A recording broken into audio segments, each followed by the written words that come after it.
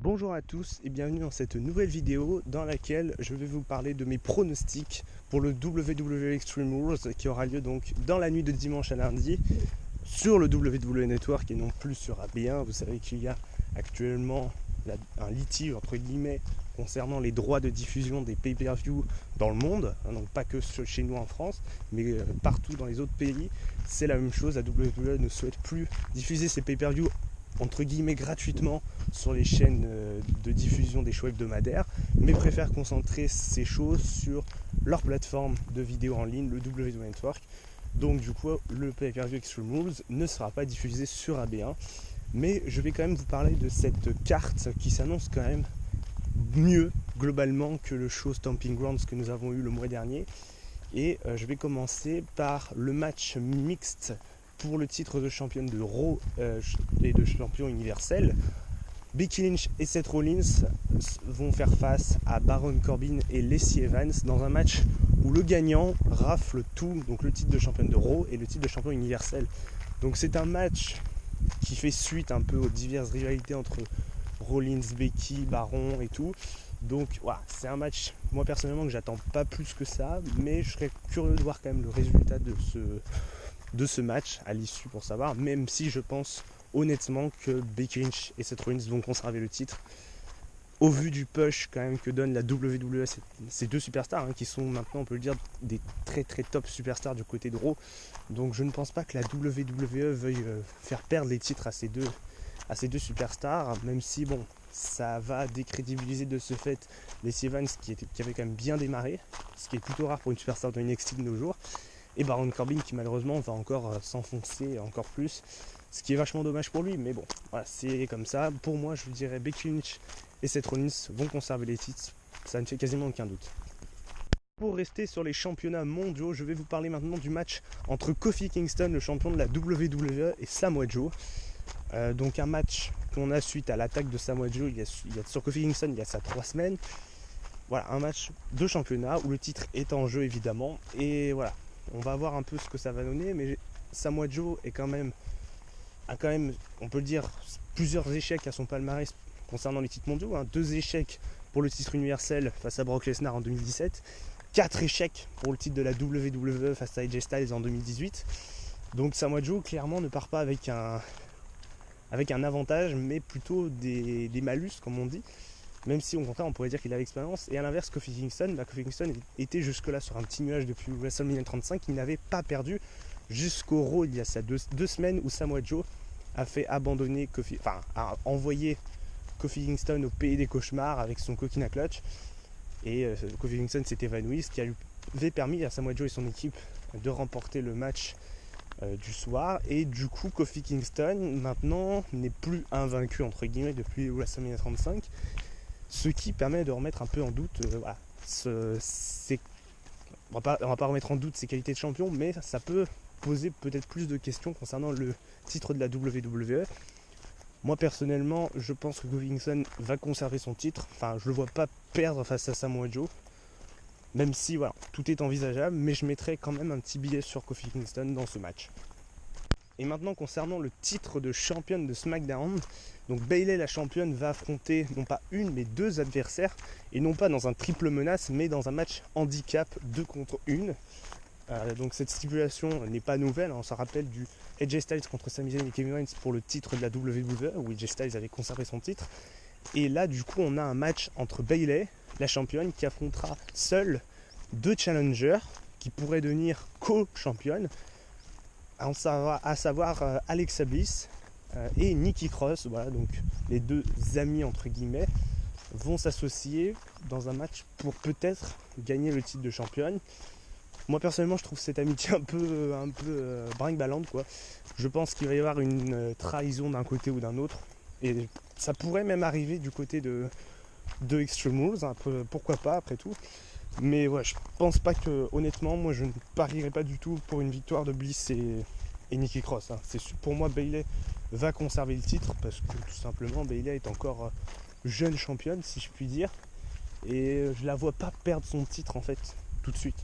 Voilà, c'est-à-dire qu'elle a quand même gagné à Money in the Bank. Bon, certes, il y a déjà presque 2 mois, mais ce serait dommage pour elle de perdre tout de suite le titre, donc je ne la vois pas perdre son titre de suite face à Nikki Cross et Alexa Bliss. Donc pour moi, je dis Bayley conserve son titre de championne féminine lors du pay-per-view.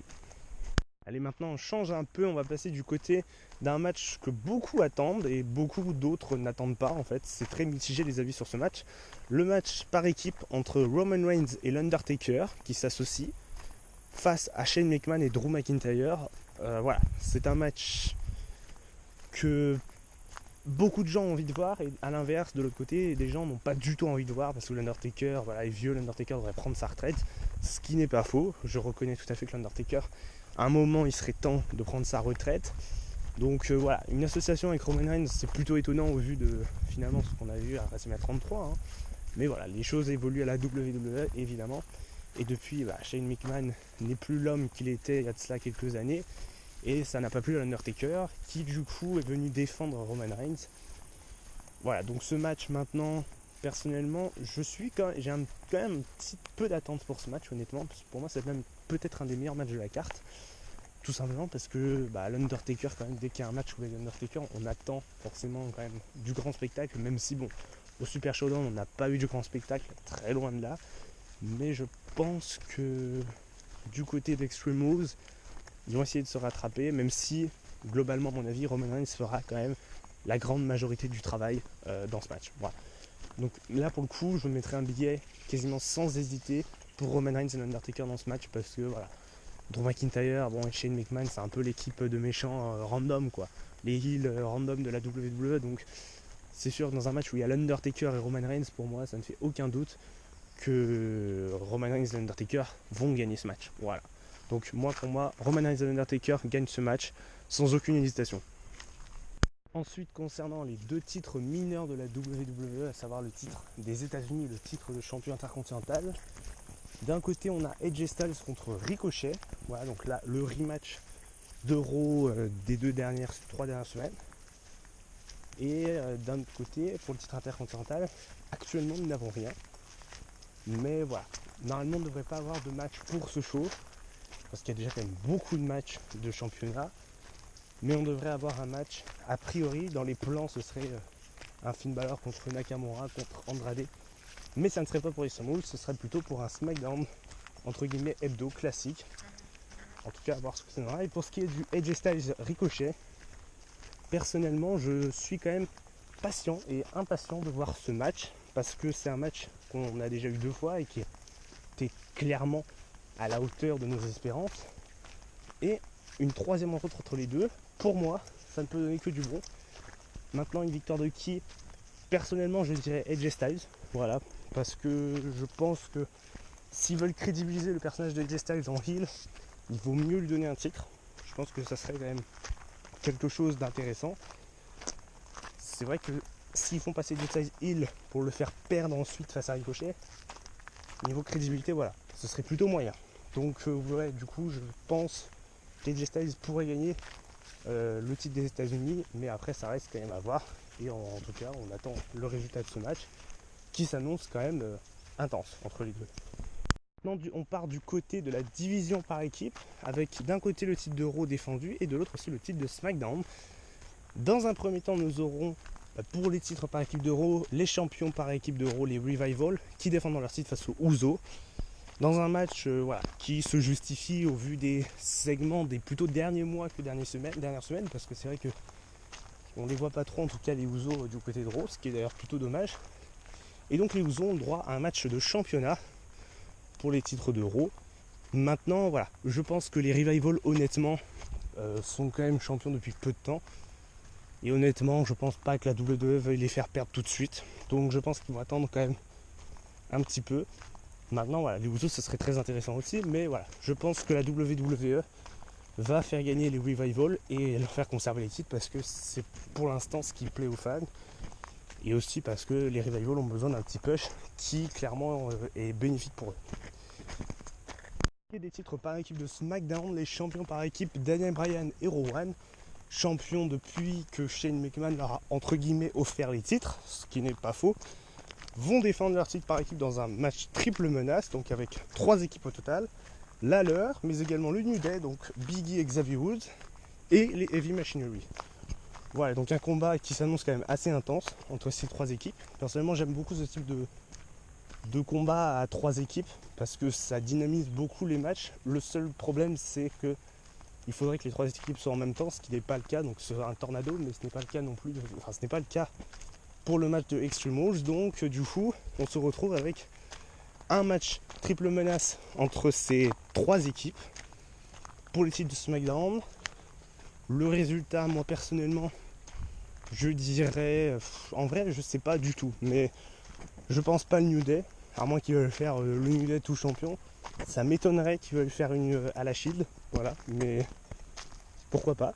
Le Heavy Machinery pour moi c'est trop tôt, donc je dirais encore une fois Daniel Bryan et Rowan qui peuvent s'en sortir grâce à des magouilles comme toujours, mais voilà, c'est ce qui plaît et je pense qu'ils peuvent s'en tirer. Daniel Bryan et Rowan, honnêtement, je pense qu'ils peuvent vraiment s'en tirer très très bien de ce match et repartir toujours champion par équipe de SmackDown. Maintenant il faut voir après ce qui va se passer à ce show, mais voilà, je dirais Daniel Bryan et Rowan pour ce match qui repartent toujours champion. Il reste encore 3 matchs annoncés pour ce show. Le premier est un Braun Strowman contre Bobby Lashley. Un énième, j'ai envie de vous dire, parce que Braun Strowman et Bobby Lashley, cette rivalité dure depuis quand même déjà plusieurs semaines, même plusieurs mois. Donc c'est vrai que moi je trouve ça dommage. Alors c'est vrai que c'est la bataille un peu des gros bras de la WWE, mais je trouve que cette bagarre entre guillemets est pas bénéfique pour l'un comme pour l'autre, parce que Bobby Lashley pourrait clairement courir au titre universel parce qu'il a clairement les capacités. Et de l'autre côté, Braun Strowman, bon bah c'est vrai que Braun Strowman il est un peu au point mort depuis quelques années, enfin quelques temps, à part le Royal Rumble gagné, le Greatest Royal Rumble en Arabie Saoudite, les titres par équipe avec Nicolas, une mallette ratée. Enfin, Braun Strowman c'est quand même malheureusement pas grand chose, et une bataille royale en l'honneur d'André le Géant. Et c'est vrai que malheureusement Braun Strowman, je pense qu'il lui faudrait un titre mineur pour un peu lancer sa carrière, parce que là, Braun Strowman, on est dans une situation où il rame un peu et il enchaîne les rivalités entre guillemets à deux balles, si je veux pas être méchant, mais il enchaîne les rivalités à deux balles avec des adversaires, voilà. Et c'est vrai que pour moi, Bobby Lashley clairement mériterait beaucoup mieux lui aussi qu'un match face à Braun Strowman. Je veux dire, Bobby Lashley, il aurait la trempe, vraiment les capacités d'aller chercher le titre universel de cette Rollins. Et là, ce serait un match que j'aurais vraiment envie de voir. Mais bon, voilà, pour l'instant, on se retrouve avec un énième match entre les deux. Cette fois-ci, la stipulation est un last man standing. Voilà, donc j'espère juste que cet affrontement sera le dernier entre les deux, parce que honnêtement, voilà, ça tourne en rond depuis beaucoup trop longtemps entre les deux hommes. Et ça commence vraiment à être lourd, donc voilà, vraiment j'espère que cette rivalité prendra fin lors de Extreme Rules et que vraiment après on puisse passer à autre chose pour l'un comme pour l'autre. Ensuite on va partir du côté des Cruiserweight avec un match entre Drew Gulak, le tout jeune entre guillemets champion Cruiserweight, le tout fraîchement couronné champion Cruiserweight, et Tony Nese. Donc c'est pas un rematch à proprement parler, vu que Tony Nese a gagné son opportunité lors de l'épisode de 205 Live de la semaine suivante Stomping Grounds, et il a gagné le droit de réaffronter Drew Gulak, qui lui a pris son titre, on rappelle, lors du triple threat de Stomping Grounds. Et voilà, donc Drew Gulak va devoir défendre, si je puis dire, sa couronne des Cruiserweight face à quand même un adversaire qui a vraiment envie d'aller chercher. Et je pense qu'on va quand même avoir un match très intéressant entre les deux, comme si je puis dire à chaque fois quand on a un match de Cruiserweight. Je veux dire, les matchs de Cruiserweight sont souvent largement les meilleurs matchs de la soirée. Donc encore une fois, je pense que les Cruiserweight vont voler les shows, même s'il y a de grandes chances qu'ils se retrouvent dans le kick-off comme à chaque fois, ce qui est toujours dommage, mais bon, ça nous permet au moins de voir ces matchs, puisqu'on ne pourra plus les voir sur RBA à cause de la WWE qui ne veut plus diffuser ses pay-per-view sur des chaînes de diffusion classiques, il ne veut que sur Network. Et donc du coup on se retrouve finalement avec, au moins pour avoir le kick-off. Voilà, c'est ce qu'il faut se dire. On peut avoir le kick-off, donc ce match entre Drew Gulak et Tony Nese qui s'annonce quand même dingue. Vraiment, c'est un match moi personnellement que j'attends beaucoup. C'est peut-être même le match que j'attends le plus de la carte. Donc après, en ce qui concerne le gagnant, je dirais Drew Gulak, parce que il est tout fraîchement couronné champion et je pense qu'il a encore beaucoup à prouver.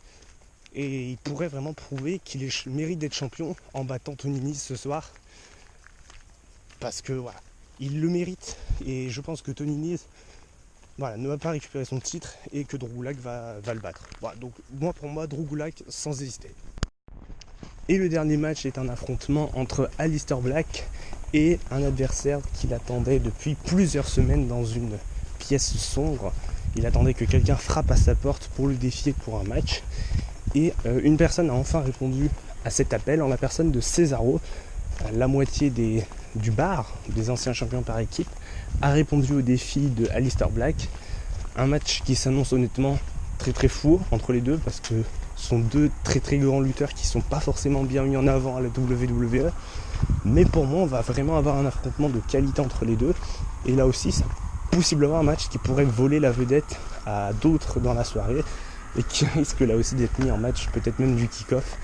Mais bon, voilà, un affrontement vraiment entre les deux qu'on attendait tous depuis plusieurs semaines parce que voilà, on utilise Aleister Black qui attend un adversaire et c'est vrai que cet adversaire est enfin là et du coup Aleister Black va pouvoir le défier et l'affronter. Après, pour le résultat du match, je dirais Aleister Black parce que Aleister Black voilà, fait entre guillemets son retour in-ring depuis la séparation de son équipe avec Ricochet, qui est suite au Superstar Shake-Up. Mais voilà, je pense que Aleister Black va quand même dans un droit chemin et va potentiellement gagner ce match. Donc moi je dirais Aleister Black pour ce match. Voilà, c'est la fin de cette vidéo. Si tu as aimé, n'hésite pas à liker la vidéo et à la partager sur les réseaux sociaux. Ça me ferait vraiment super plaisir. Et surtout, n'hésite pas à me donner toi tes pronoms en commentaire de la vidéo. Ce que tu penses sur ce que j'ai dit. Et évidemment, tout ce que tu penses qui pourrait arriver aussi lors du pay-per-view Extreme Rules. Ça ne fait pas parler du retour possible de Sasha Banks qui plane depuis déjà plusieurs semaines. Et bien d'autres événements encore. Et donc voilà. Donc n'hésite pas à partager ton avis en commentaire. Ça me ferait vraiment super plaisir. Et moi je te dis à la prochaine pour une future vidéo. Et portez-vous bien tous. Ciao!